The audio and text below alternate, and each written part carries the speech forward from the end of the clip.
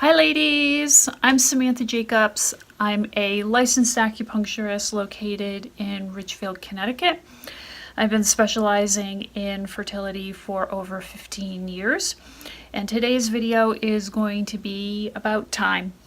So we're going to be talking about how do we empower ourselves on the fertility journey when we are dealing with the pressure of time. I made this video and it ran 45 minutes. So I've decided I'm going to chunk it down into 3 segments so that it can be more absorbable for you guys. Before I begin, I would like to actually acknowledge 2 individuals who have made a huge impact on the way I see fertility and all the different components that are going on during the fertility journey. So first of all, I'd like to mention this awesome book. Let me get in there. Sorry about the reflection of the light. That is The Female Brain, a really awesome book by the author Luann Brizendine. I thought the book was actually going to probably be really dry and boring and horrible to listen to, and actually it's the total opposite. It is completely fascinating. If you would like to understand what makes us women, it is the most amazing book. It starts with how we become women in utero and follows us through until the end of our life. So some of the information I'm going to be talking about can be found in this book. The other person I would love to mention is an amazing woman, Allison Armstrong, and her website is understandingmen.com. And she has a whole program in regards to understanding men and understanding women. So, between the 2 individuals, Allison Armstrong talks a lot about instincts, instinctual behavior, and The Female Brain talks a lot about biological response. And between the 2 of these, we're going to be talking about how this influences time. To start off with the idea, 300,000 years ago, it was actually imperative to the survival of the human race that we would have children, that we would care for them, protect them, and ensure their survival and the survival of humanity. And we have been built to make babies, produce babies, have a drive to have babies. And so there is this DNA chemical part to who we are that is influencing our desire to have babies. And so I like to actually use definitions. Allison Armstrong does this, and I think this is really incredibly helpful. So when we're talking about instincts, we're talking about behavior that is mediated by reactions below the conscious level. So this is referring to the subconscious. We have absolutely no idea what we're doing. We are acting from instincts. And I'm going to give an example about how these 2 work together in a moment. But we're just totally unaware. We're just acting from instincts. Then we have a biological response. And that's an arousal of the body's response to an internal hormonal secretion. And I love to use this example. So let's think back to when we were young and we held that very first baby, somebody's baby, and we got to hold that baby. And unbeknownst to us, there's actually a biological response that goes on inside of women when we hold babies.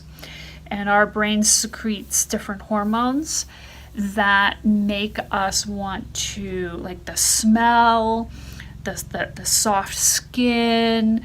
It's like all of those senses causes our brain to release hormones to increase our instinct to have a baby.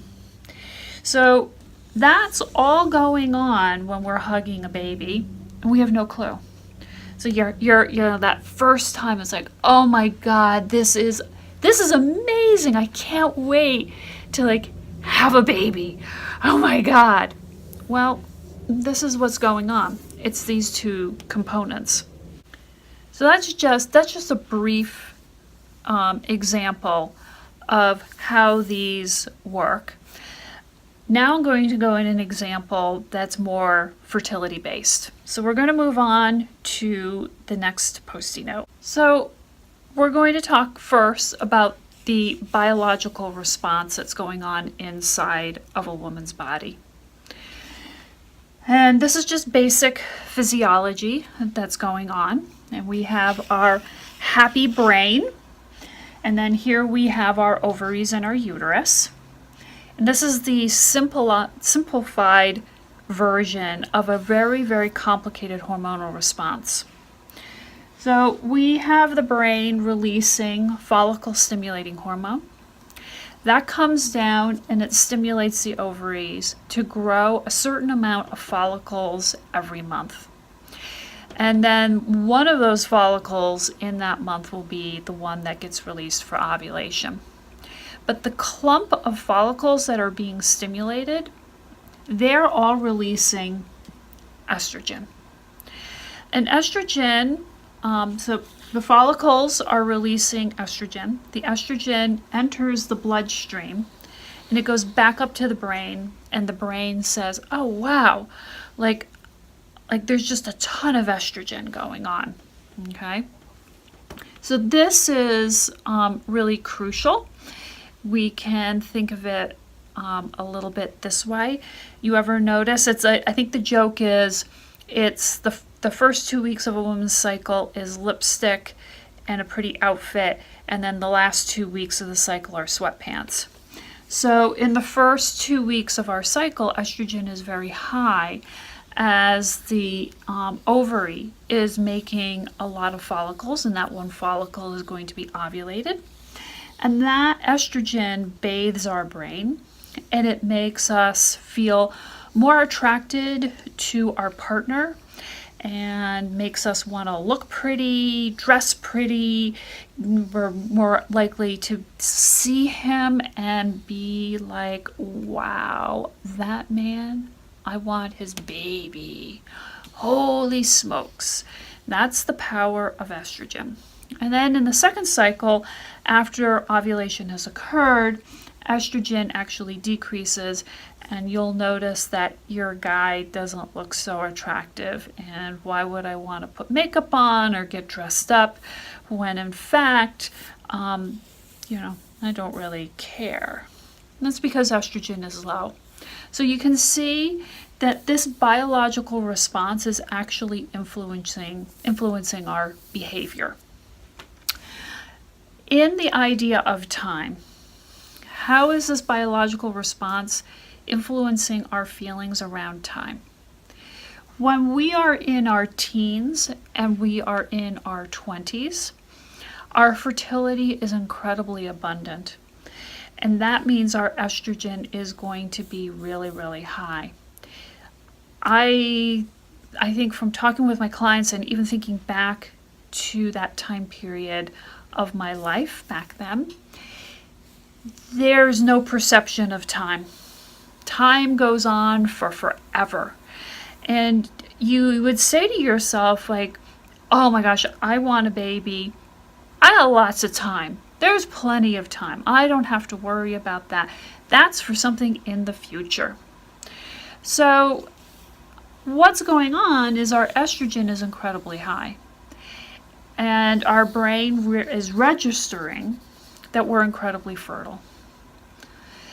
When we start to enter into our 30s, our ovaries start to become less responsive to FSH. So FSH then isn't able to stimulate as many follicles as it has in the past. So I put my precursor in. Fertility does not decrease in one day. Okay? So we are going into our 30s. We're not producing as many follicles. So I can give an example. Maybe every month in our 20s, we're producing 8 or 10 follicles. We're now 31, 32. We may be producing 9 or 7 follicles. But that leads to decreased estrogen. And when that goes back up to the brain goes, oh God, you know what? Estrogen's starting to decrease.